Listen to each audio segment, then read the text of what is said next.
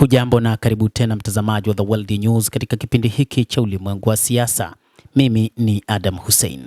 Wapiganaji wa Kihouthi wanasema kwamba kimsingi namna Iran ilivyopambana katika kipindi cha vita tangu Februari 28 hadi sasa wameweza kuidhoofisha Marekani pamoja na Israel, huku kambi zao za kijeshi zikishambuliwa na zikidhoofishwa katika Mashariki ya Kati. Mashambulizi makubwa ya makombora na ndege zisizokuwa na rubani za Iran zimeharibu kambi za kijeshi za Marekani katika Mashariki ya Kati na kudhoofisha uwezo wa kijeshi wa Israel, alisema kiongozi wa Wahouthi kutoka vuguvugu hilo la Wahouthi wa Yemen, Ansarullah Abdul Malik al-Houthi. Abdul Malik al-Houthi anaamini kwamba moja kati ya jambo ambalo Marekani haitaki kulizungumza wala kulisikia ni juu ya namna ilivyoshambuliwa na kudhoofishwa, na hili huenda limewapa hasira kutaka kupambana kwa kutumia kila nguvu aliyokuwa nayo. Jamhuri ya Kiislamu ya Iran inapinga kwa uthabiti na ipasavyo dhulma na uchokozi wa Marekani na Israel. Chaneli ya televisheni ya Al-Masira inayomilikiwa na Wahouthi ilimnukuu kiongozi huyo mwenye itikadi kali akisema kambi za kijeshi za Marekani katika eneo hilo ziliharibiwa na mashambulizi makubwa. Adui wa Israel amepata uharibifu na uwezo wake wa kijeshi na kiviwanda umedhoofishwa. Moja kati ya taarifa ya wachambuzi imeeleza kwamba sasa Israel inashindwa kuzuia makombora ya Iran.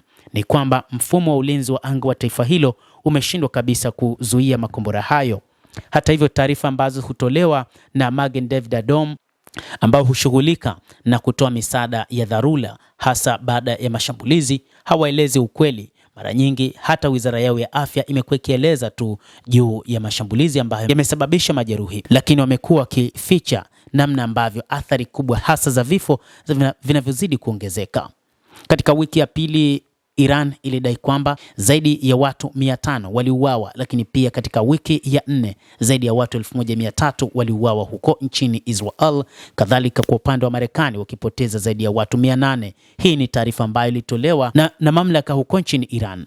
Lakini kwa upande wake al-Houthi anasema kwamba hakika operesheni za Iran ziliambatana na hasara kubwa miongoni mwa maafisa na wanajeshi wa majeshi ya Marekani na Israel. Februari 28, mwezi uliopita, baada ya kuanza kwa operesheni ya kijeshi ya Israel na Marekani dhidi ya Iran, wapiganaji hao wa Kihouthi waliapa wataungana na Iran katika mapambano, na mnamo Machi 28 waliungana na majeshi ya Iran kwa ajili ya mapambano, huku wakitumia makombora yao ya masafa marefu ya ballistic ya Palestine 2 kuishambulia Israel na kuisababishia hasara.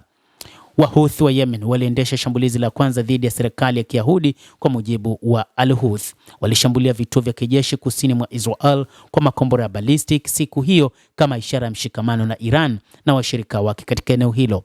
Muda mfupi kabla ya hapo, Israel ilisema kuwa imenasa kombora lililorushwa kutoka Yemen. Mtazamaji wa The World News, endelea kutufuatilia, lakini ni kusihi usisahau kulike, usisahau kucomment, kadhalika usisahau kusubscribe channel yetu hii upate habari hizi kwa mapana hapa The World News. Mimi ni Adam Hussein. Endelea kuwa nasi wakati wote, endelea kutufuatilia.